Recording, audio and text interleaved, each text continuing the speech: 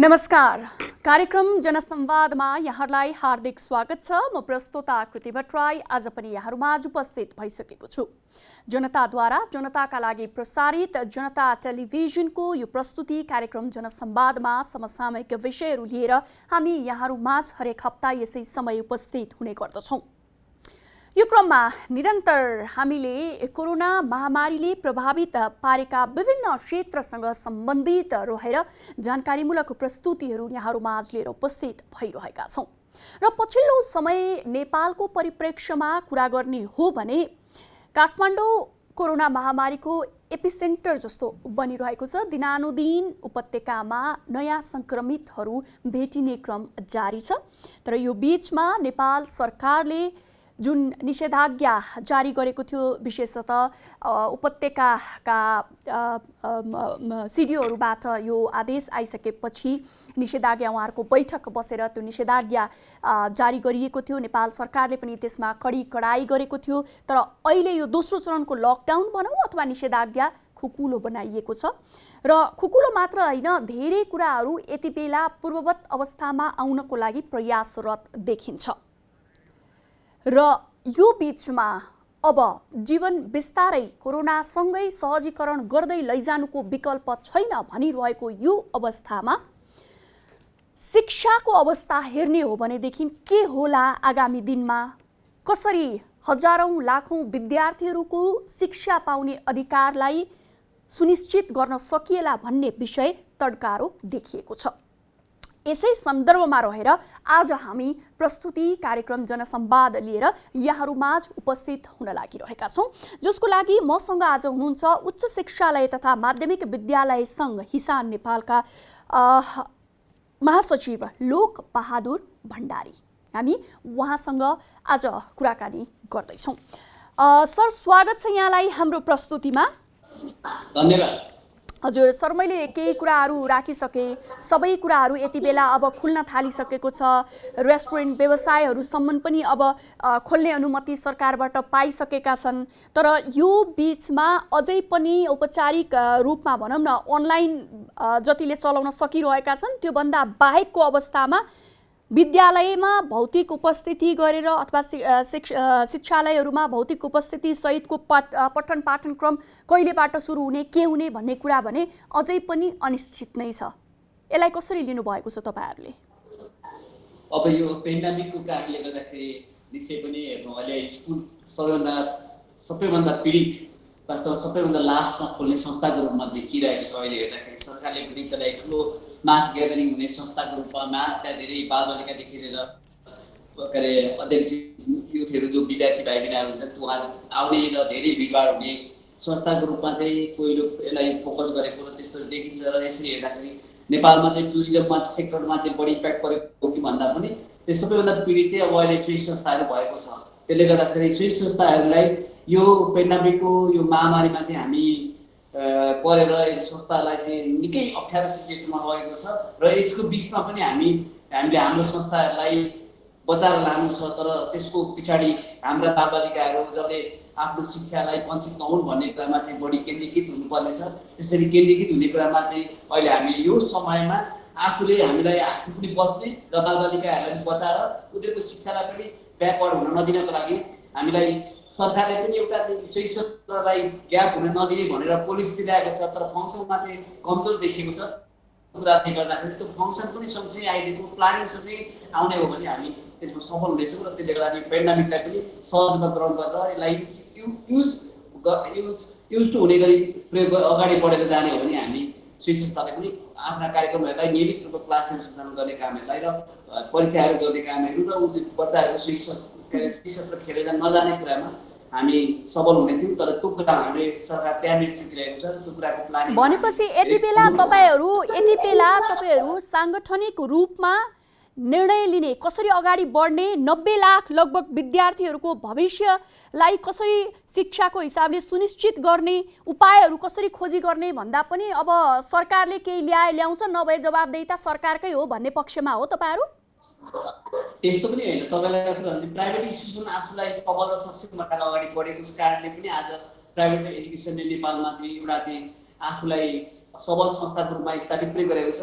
त्यसकारण हामीले आफूलाई समग्र तपाईँले 90 लाख विद्यार्थीहरूको कुरा गर्दाखेरि मात्रै त्यो 90 लाख विद्यार्थीहरूमा चाहिँ सरकारको पनि त्यत्तिकै दायित्व र हामी ती सरकारले पनि त्यसरी नै अगाडि बढ्ने हो भने कुनै पनि विद्यार्थीको अनिश्चित हुँदैन, उनीहरूको सोही क्षेत्र खेर जाँदैन। तर प्राइभेट इन्स्टिट्युसनहरूले चाहिँ आफूलाई अनलाइन मार्फत सबै क्लासहरू स्फूर्ति गरिरहेको स्थिति छ। तर त्यसलाई रिकगनाइजेसन गर्ने, त्यसलाई चाहिँ सोही क्षेत्रको रूपमा काउन्ट गर्ने, त्यसलाई लिगलाइज गरिदिने हो भने हामीले कुनै सोही क्षेत्र खेर जाने छैन, त्यसरी अगाडि बढ्नेछ भन्ने कुरा तपाईँलाई भन्न चाहन्छु। र हामी त्यसरी पर्ख हेरेको स्थितिमा होइन, हामी के चाहिँ पर्ख हेरेको स्थितिमा छ भने यसलाई लिगलाइज गर्नुपर्छ, अनलाइन सिस्टमलाई अब गयो भन्नुपर्छ सरकारले, र त्यसलाई काउन्ट गर्नुपर्छ, त्यसको पिरियड काउन्ट गर्नुपर्छ, त्यसलाई सोही क्षेत्रको रूपमा काउन्ट गर्नुपर्छ र उनीहरूका प्रत्येक एक्जामहरू त्यससँग सम्बन्धित रहेर अगाडि बढ्नुपर्छ भन्ने कुरालाई चाहिँ हामीले वेट गरेको मात्रै हो। त्यो अरू कुनै कुरामा हामीले पढाउने कुरामा टाइम हाम्रो चाहिँ इन्फ्रास्ट्रक्चरलाई आइटी बेस इन्फ्रास्ट्रक्चर डेभलप गरेर पढाउने कुरामा हामी अगाडि बढिसकेका छौँ र गइसकेका छौँ। अब तपाईँहरूले भनेपछि जुन अनलाइनलाई जोड दिनु भइरहेछ, अनलाइन चाहिँ अब यो विशेष परिस्थितिमा सञ्चालन गरिरहेको कक्षा हो अहिलेको लागि, होइन?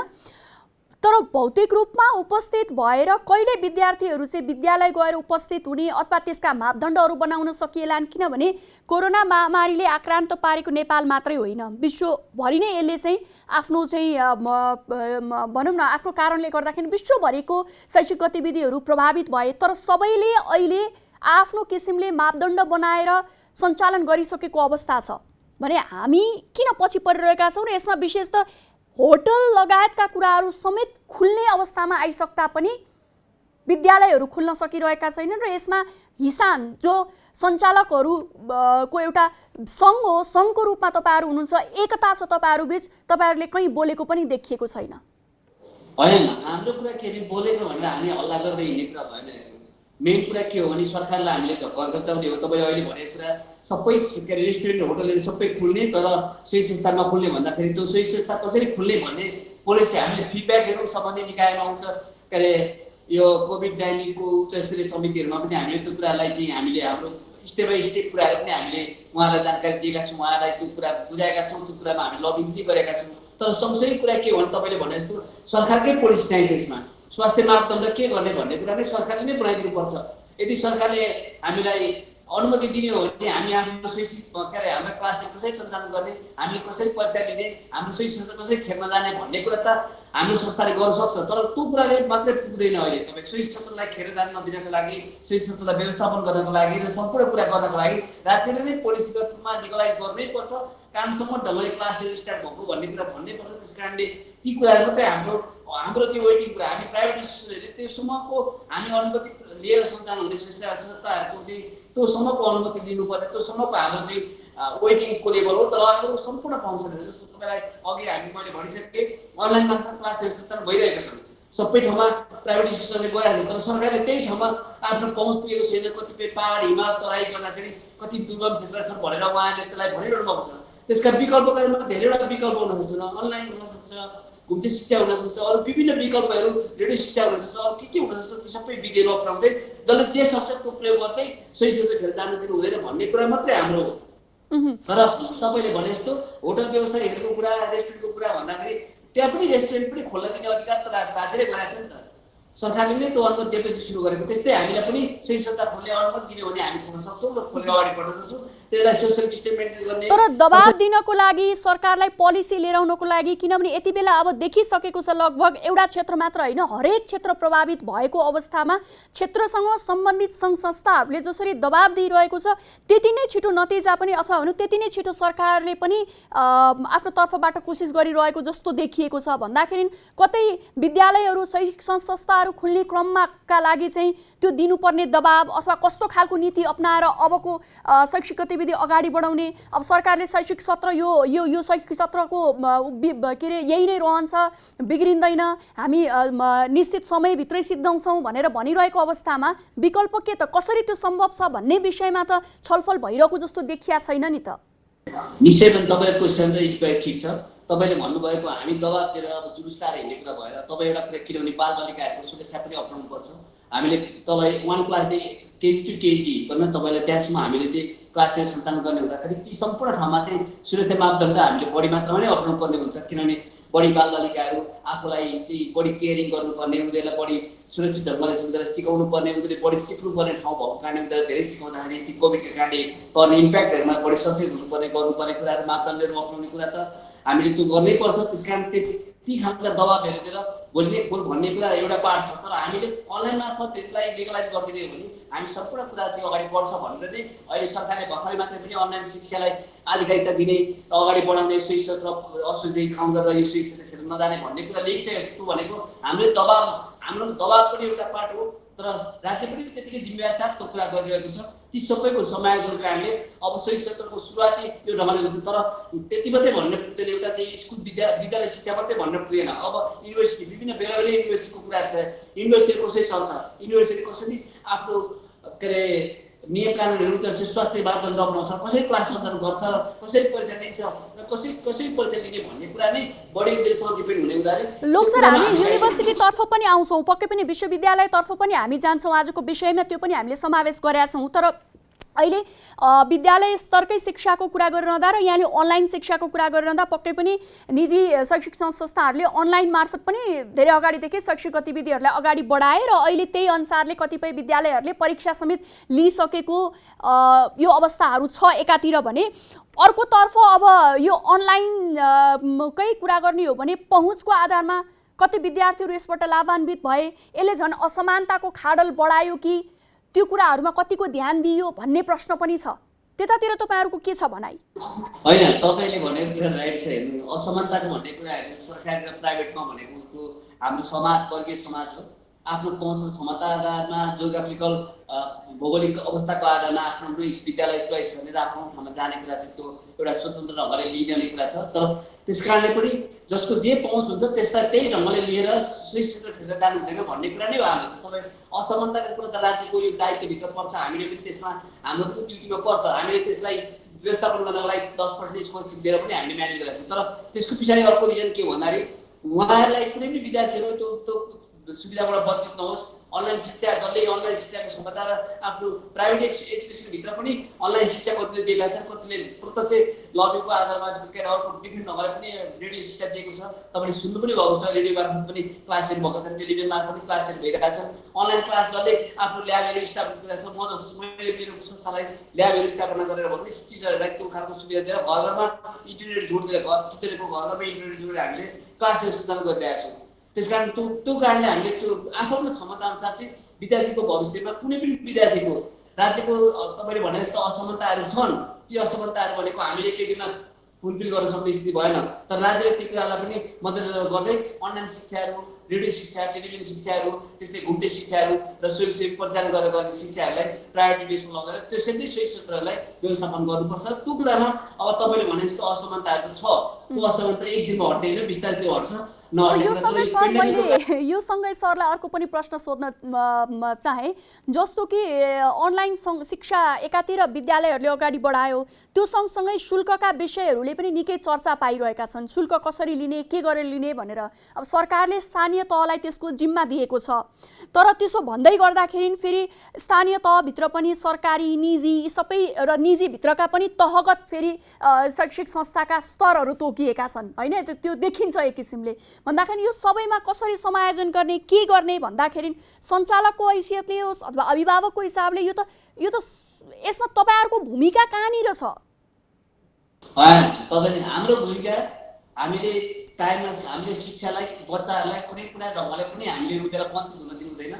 र त्यस्तै गरेर कोभिडको कारणले इम्प्याक्ट परेको अभिभावकहरूलाई त्यही ढङ्गले फाइनेन्सियल सहुलियत दिँदै उहाँलाई सहज ढङ्गले उहाँलाई एक्सेप्ट गर्दै हामीले अगाडि बढ्नुपर्छ। अर्को कुरा, स्थानीय तहले एप्रुभल दिएको वर्गीकृत स्कुलहरू पनि छ। तपाईँले भनिसक्नु भयो, विभिन्न खालको वर्गगत स्कुलहरूको वर्गीकरण छुट्याएको छ, त्यो अनुसार पाउनुपर्छ र त्यो अनुसार फी लिने कुराहरू हामीले एप्रुभल लिएर फी हो त्यो लिन्छौँ। तर त्यसलाई लिन्छौँ भन्दा पनि त्यसभित्र पनि कतिपय पेन्डेमिकको कारणले जुन पीडित हुन्छ उहाँहरूलाई पनि हामीले सहयोग यो समयमा उहाँलाई सहयोग गर्दै अगाडि बढ्ने हो। र फी भन्ने कुरा त्यही लिनुपर्छ र लिएर मात्रै संस्थाहरू अगाडि बढ्छन्। यदि त्यसरी नलाने भने हामीले हाम्रा अपरेटिङ कस्टहरू, हामीले डे टु डे म्यानेज गर्नुपर्ने कुराहरू, सबै कुराहरू हामी म्यानेज गर्न सक्दैनौँ। त्यस कारणले हामी हाम्रो स्रोत भनेको नै अभिभावकको विद्यार्थीहरूको फी नै हो हाम्रो स्रोत। सरकारी स्कुल जस्तो सरकारले दिएको तलब पाएर टिचरको बाँच्ने र अरू कुरा केही पनि नगर्नुपर्ने जस्तो होइन। हामीले त्यो उठाएर टिचरहरू म्यानेज गर्ने, आफ्नो इन्फ्रास्ट्रक्चरको गर्ने, होइन अनलाइन व्यवस्थित गर्ने,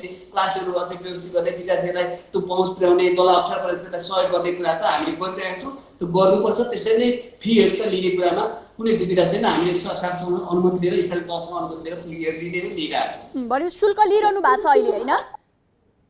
कसैले गर्दै लिने भनेको छ, अब लिने सुरु गरेको छ। अब एप्रुभल लिने क्रममा सबै सही संस्था त्यो गाइडलाइन्समा अगाडि बढिरहेको छ।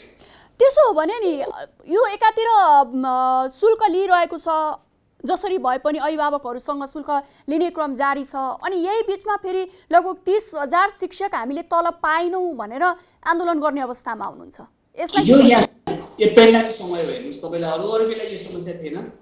यो पेन्डामिकको बेलामा समस्या आएको छ। यो हाम्रो के अरे शीर्ष संस्थाहरू, शिक्षा संस्थाहरू मात्रै होइन, विभिन्न औद्योगिक प्रतिष्ठानहरू लगायत सम्पूर्ण के अरे खालका सबै खालका संस्थाहरूमा पनि यो खालको समस्या देखेको छ। यो पेन्डामिकको कारणले त्यहाँको लकडाउनको कारणले अपर्जट गरिएको कारणले गर्दाखेरि यिनीहरूसँग जुन दायित्व बोध गर्नुपर्छ, एकअर्कामा कर्तव्यनिष्ठ ढङ्गले जुन हामीले आफ्नो दायित्वलाई पुरा गर्नुपर्छ त्यो पुरा गर्न पाइएन। त्यस कारण यो समस्या सिर्जना भएको छ। यो पछिका दिनमा यो बिस्तारै सहज हुँदै क्रममा यो खालका समस्याहरू सजिलो ढङ्गले सल्भ हुँदै जान्छन् र व्यवस्थापन नयाँ ढङ्गले अगाडि बढ्दै जान्छ भन्ने लाग्छ।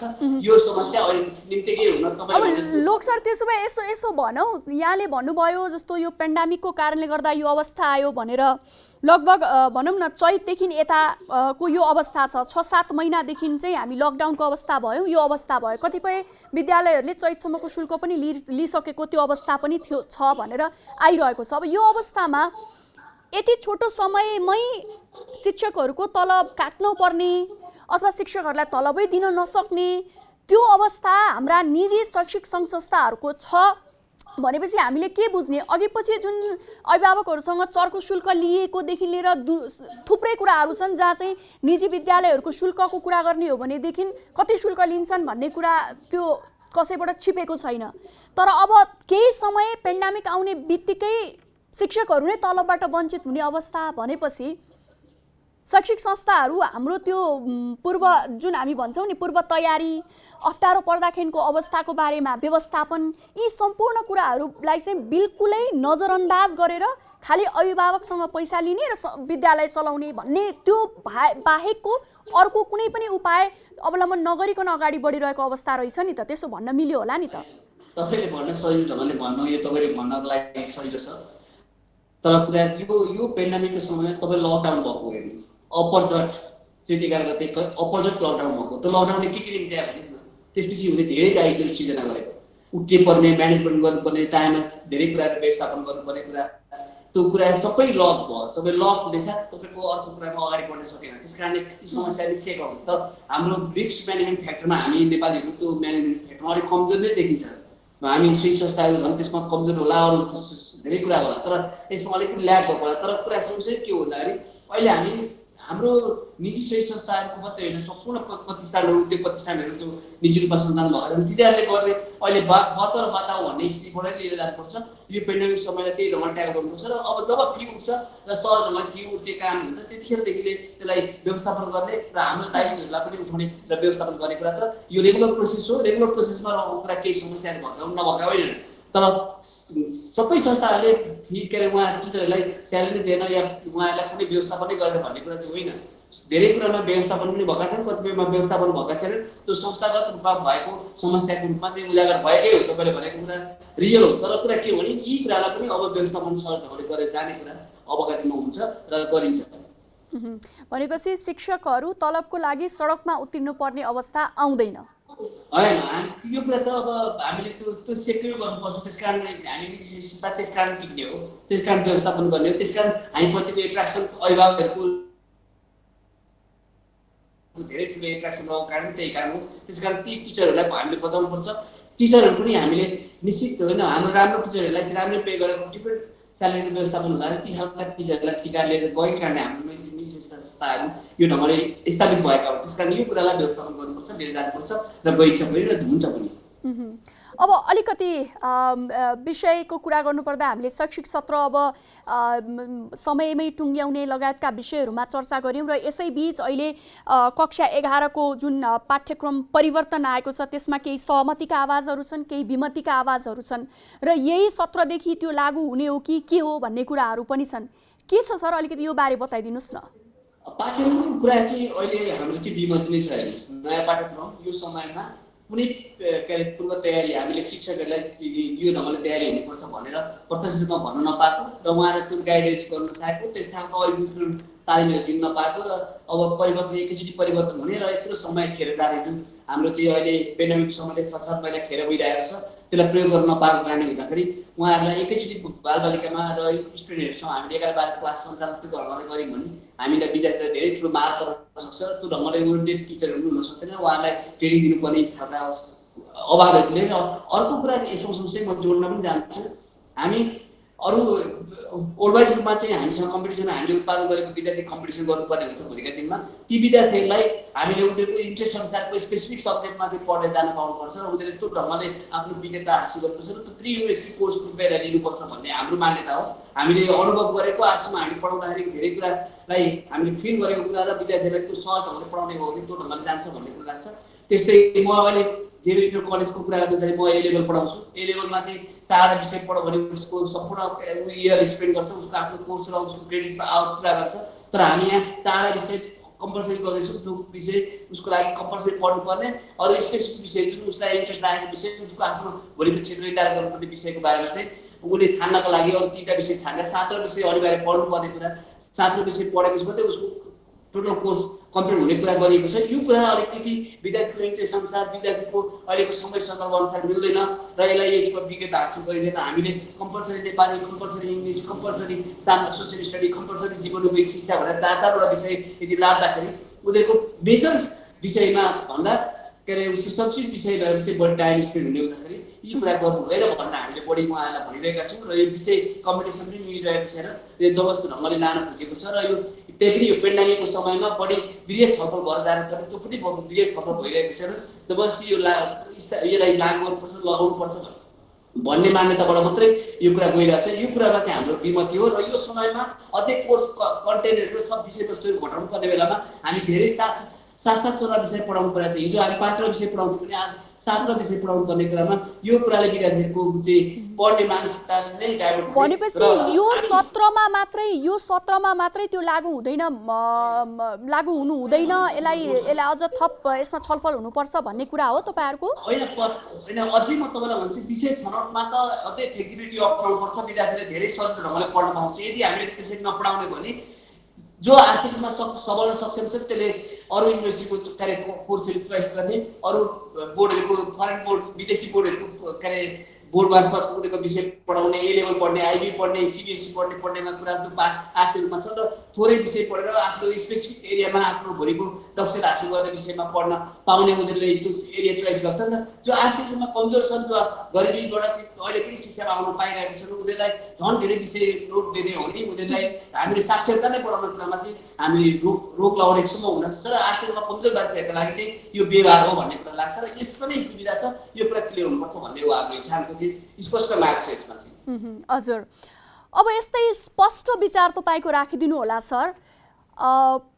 तपाईहरुलाई थाहा छ पक्कै पनि, अनभिज्ञ हुनुहुन्न कि एकातिर पेन्डेमिकको असर यो 6-7 महिना यता लागि परेको छ, अथवा भनौँ 6-7 महिना यता पेन्डेमिकले कारण शैक्षिक संस्थामा असर परेको छ। तर त्यसभन्दा धेरै अगाडिदेखि लगभग 13 महिनादेखि 50,000 लगभग विद्यार्थीको भविष्य नै के हुने हो भन्ने अथवा त्यो अन्योलता छाउने गरेर 3-3वटा विश्वविद्यालयमा नियुक्ति प्रक्रिया रोकिएको छ लगभग 13 महिना यतादेखि। किन यसमा केले असर गर्यो, किन यस्तो अवस्था? यो लिडरसिपको अभाव हो। यो वास्तवमा तपाईँलाई भन्नुपर्दा वास्तवमा समयमा हामीले हाम्रो युनिभर्सिटी लिडरसिप दिनुपर्ने टाइममा नदिने कुराहरू चाहिँ यो अहिले तपाईँलाई ठ्याक्कै भन्दाखेरि हामीले सरकारलाई ढ्याक्कै दोष दिनुपर्ने देखिन्छ। यसमा चाहिँ के अरे माननीय मन्त्रीज्यूहरूलाई यसमा बढी चासो राख्नुपर्ने र समयमा यत्रो के अरे 2/3 प्राप्त सरकारले चाहिँ समयमै यस्ता खालको निर्णयहरू गर्ने र यत्र विद्यार्थीहरूको भविष्यलाई अन्यल पार्ने गरी अहिले कुनै वास्तवमा पोखरा युनिभर्सिटीको कुरा गर्नुहुन्छ भने अरू संस्कृत विश्वविद्यालयको कुरा गर्नु छ, त्यस्तै गरी अरू विश्वविद्यालयको जुन 3टा विश्वविद्यालयको कुरा उठिरहेको छ, कृषि विश्वविद्यालयको कुरा उठिरहेको छ, ती विश्वविद्यालयमा यदि लिडरसिप हामीले नदिँदाखेरि हामी 1-1 वर्षदेखि विद्यार्थीहरू पीडित भइरहेछन् र त्यहाँ शैक्षिक गतिविधिहरू अगाडि बढ्न पाइरहेको छैन। यो त पेन्डेमिकको समय नै त्योभन्दा अगाडि नै त्यो कुराले इम्प्याक्ट पाएको छ। व्यक्तिगत इन्ट्रेस्टबाट भन्दा पनि शैक्षिक इन्ट्रेस्टबाट हामीले चाहिँ इन्ट्रेस्टबाट चाहिँ हामीले अगाडि बढ्नुपर्ने हुन्छ। त्यो कुरा चाहिँ देखिँदैन, त्यो कुरामा चाहिँ लिडरसिपको दूरदर्शिता नदेखेको देखिन्छ। भनेपछि केले रोकेको जस्तो लाग्छ? किनकि तपाईँले पनि भनिसक्नुभयो 2/3 सरकार छ, कुलपति उपकुलपति सबै आफ्नै हुन् होइन, एउटै सरकार, कुनै यो अर्कोले गर्दा भएन यसले गर्दा भएन भन्नुपर्ने अवस्था छैन 2/3 सरकारको यो अवस्थामा। भनेदेखि रोकेको केले हो त? यो 2/3 पनि तपाईँले देखिहाल्नु भने यो बिचमा राजनीतिक स्थितिले त धेरै राम्रो 2/3 झन्डै 2/3 भनेर फुट्ने स्थितिमा पनि देखेको छु। एकअर्कामा भयङ्कर ठुलो इन्ट्रेस्ट कन्फ्लिक्टहरू देखिन्छ। त्यो कुरामा इन्ट्रेस्ट म्यानेजमेन्ट नहुँदाखेरिका कुराहरूले यो रिफ्लेक्सन हो भन्ने लाग्छ। यो कुरा अब आगामी दिनमा व्यवस्थापन हुन्छ, हेरौँ वेटिङमा सीमा। तर 1 वर्षसम्म हामीले जुन ग्याप गऱ्यौँ, जुन खालको चाहिँ लिडरसिप दिन सकेनौँ, त्यो त सम्बन्धित मन्त्रीको चाहिँ असक्षमतामा जान्छ यो कुरा। भनेपछि मन्त्रालयले यसको जिम्मेवारी लिनु पर्यो भन्न खोज्नु भएको हो? त्यो त तपाईँले पनि भन्नुहुन्छ होला जस्तो लाग्छ। मैले मात्रै भने मेरो मुखबाट भन्नु पर्दैन, जो कोहीले भन्छ त्यो लिनै पर्छ, लिनु। तर मन्त्रालयले सिफारिस गरेर दिइसकेको नामहरूमा असहमति भएको अथवा त्यसमा सन्तुष्ट हुन नसकेका कारणले गर्दाखेरि यो अवस्था आएको भन्ने पनि सुनिएको छ नि, के छ? किन निर्णय त फेरि जब गर्न सक्नु रिजाइन गर्नु पर्यो नि मन्त्री भने त क्याबिनेट प्राइम मिनिस्टर बसेर त्यो उहाँहरूको इन्ट्रेस्ट मिल्दैन भने किन सँगै बस्नु?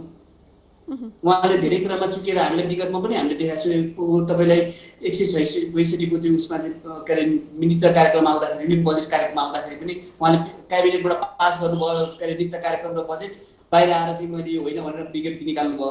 यस्तो खालको के अरे दुविधा क्रिएट गर्ने काम गरी शिक्षा नीति हिँड्न सक्दैन। शिक्षा नीति प्रष्ट साथ आउनुपर्छ, अनि मात्रै त्यो शिक्षा नीतिको शिक्षा मन्त्रीहरू लिडरसिपमा भएको कुरा पनि स्थापित हुन्छ।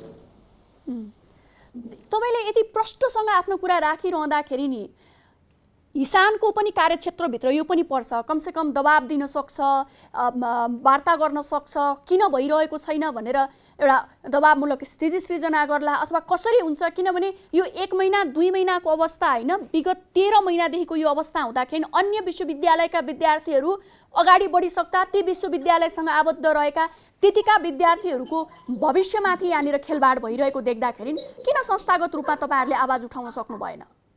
होइन, निश्चित संस्थागत रूपमा तपाईँले अब तपाईँले भनेको कुरा चाहिँ एउटा ठिक छ, तर हामी जसरी संस्थाले जिम्मेवारी पूर्ण ढङ्गले गर्नुपर्छ। तर यसमा हामीले मन्त्रीलाई झ्याउझ्याउ गर्ने काम गरेका छौँ। यो तपाईँले यो कुरा टाइममा निर्णय लिनु तपाईँको सक्षमता हुन्छ, दक्षता पनि हुन्छ।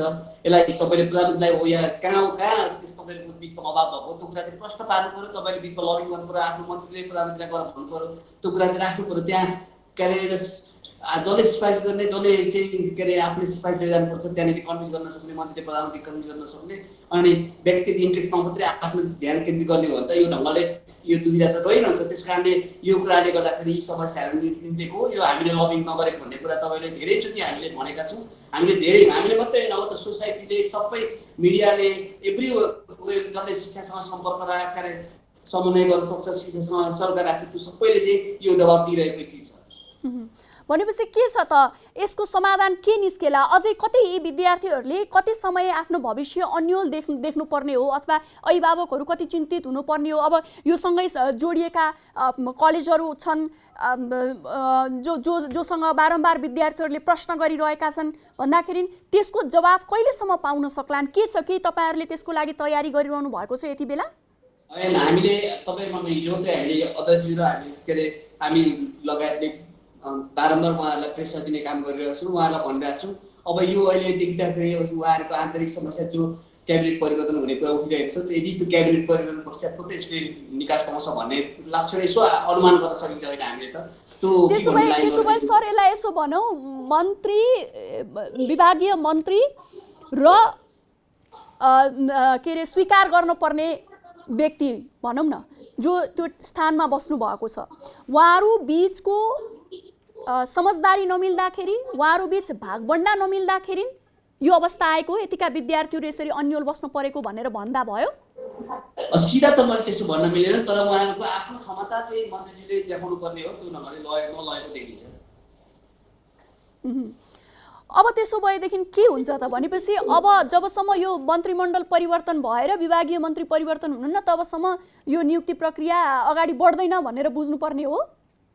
त्यो चाहिँ म भन्न सक्दिनँ अहिले। अनि तपाईँले केही समय अगाडि त्यो कुरा निकाल्नु भएको कारणले गर्दा मैले यो तपाईँलाई सोधेँ। होइन, तपाईँले उठाउनु भएको त्यहाँनिर जुन मैले मेरो अनुमान हो त्यो चाहिँ, अहिले पनि म अनुमान मात्रै गरिरहेको छु, तर मैले त्यसलाई त्यही हो भनेर चाहिँ त्यसरी के ऊ चाहिँ गरिसकेको छु, तर मेरो अनुमान होइन, तपाईँ जतिको व्यक्ति जो एउटा संस्थाको जो जिम्मेवार निकायको जिम्मेवार पदमा हुनुहुन्छ तपाईँहरूले अनुमानको भरमा यो राष्ट्रिय टेलिभिजन मार्फत त पक्कै बोल्नु भएन, केही न केही त छ तपाईँको त्यसमा। तपाईँले भन्नुभएको ठिक छ, यो धेरै तपाईँले यसलाई भन्नुभयो, तर कुरा के हो भने अनुमान कि कतिपय कुरामा तपाईँले अब मैले के भन्ने भन्नुहोस् न, तपाईँ अब यत्रो के अरे हामीले देखिरहेको छौँ, तपाईँले यत्रो समस्याको बिचमा आफ्नो लिडरसिपहरू बिचमा एकअर्कामा के अरे खिचतानी देख्नु भएको छ, राजनीतिमा धेरै तानातानको स्थिति देखाएको छ, आफ्नै पार्टीभित्र एकअर्कामा अविश्वास एकले भोलि हटाउने पछि हटाउने कुरा देखिरहेछ। त्यसको बिचमा एउटा क्याम्पको अर्को क्याम्पमा लाग्ने, मन्त्रीहरूको क्याम्पमा लाग्ने, प्रधानमन्त्रीहरूको क्याम्प चलाउने, अर्कोले अर्को नेताले अर्को क्याम्प चलाउने यस्ता कुरा देखिरहेछ। त्यो सीमा यो शिक्षा परेको छ। भनेपछि समाधानको लागि तपाईँसँग चाहिँ के छ त, त्यही अनुमानकै आधारमा भनिदिनु न त। अन्तमा मैले यो प्रश्न राखेँ तपाईँलाई। दबाब बाहेक हामी सही संस्था जो के अरे निजी संस्थाहरूको समर्थनमा हिसाब छ, हिसाबले दबाब बाहेक कुनै विकल्प छैन। हामी 1 वर्षदेखिसम्म नियुक्ति नभएको संस्था के अरे लिडरसिप अहिलेसम्म फेरि पनि नियुक्ति नहुनु भनेको चाहिँ यो दुर्भाग्यपूर्ण स्थिति हो। त्यसकारण यसमा जोसिएको हालतमा हामीलाई त्यहाँ लिडरसिप चाहिन्छ। यदि लिडरसिप नदिने विद्यार्थीको भविष्य आउने हुन्छ भन्ने कुरामा हाम्रो दबाबमूलक कुरा मात्रै हुनसक्छ, त्योभन्दा बढी अरू केही पनि छैन। धेरै धेरै धन्यवाद सर यहाँलाई यहाँको समयको लागि। यहाँ मलाई पनि यो बोल्ने मौका जुन दिनुभयो जनता टेलिभिजनलाई मेरो पनि हिसाबको तर्फबाट र व्यक्तिगत तर्फबाट धेरै धेरै धन्यवाद दिन चाहन्छु। हस्, धन्यवाद। हामी यति बेला हिसानका महासचिव लोकबहादुर भण्डारीसँगको कुराकानी प्रस्तुत गरिरहेका थियौँ। शैक्षिक क्षेत्रमा कोभिड महामारीका कारण निकै ठुलो समस्या देखिरहेको छ। अझ भनौँ कसरी यसलाई पूर्ववत अवस्थामा फर्काउने, कसरी लाखौँ विद्यार्थीहरूको शिक्षाको अधिकार सुरक्षित गर्ने भन्ने प्रश्न यति बेला तड्कारो देखिरहेको छ। तर प्रश्न सँगसँगै जवाफ पाउनु पनि त्यत्तिकै आवश्यक छ र यो विद्यार्थी अभिभावकको अधिकार पनि हो र यसतर्फ सम्बन्धित निकायको समयमै ध्यान जानेछ भन्ने हामीले विश्वास लिएका छौँ। र अझ जुन हामीले कार्यक्रमको अन्त्यमा पनि चर्चा गऱ्यौँ, 13 महिनादेखि नियुक्ति हुन नसकेको 3वटा विश्वविद्यालय जस अन्तर्गत रहेका कैयन शैक्षिक संस्थाहरूबाट लगभग 40,000 देखि 50,000 विद्यार्थीहरू प्रभावित भइरहेको यो अवस्थामा समयमै त्यसको निराकरण के हुन सक्छ भनेर ध्यान जाओस् र विभागीय जिम्मेवारी लिएर जो बसिरहनु भएको छ उहाँहरूले पनि यस विषयमा संवेदनशीलताका साथ निर्णय गर्न सक्नुहोस्। यही कामनाका साथ आजको लागि कार्यक्रम जनसंवादको समय पनि सकिएको छ। आजको लागि प्रस्तुति कार्यक्रम जनसंवादबाट म प्रस्तोता कृति भट्टराई पनि बिदा माग्छु। तपाईहरू सुरक्षित रहनुहोला। नमस्कार।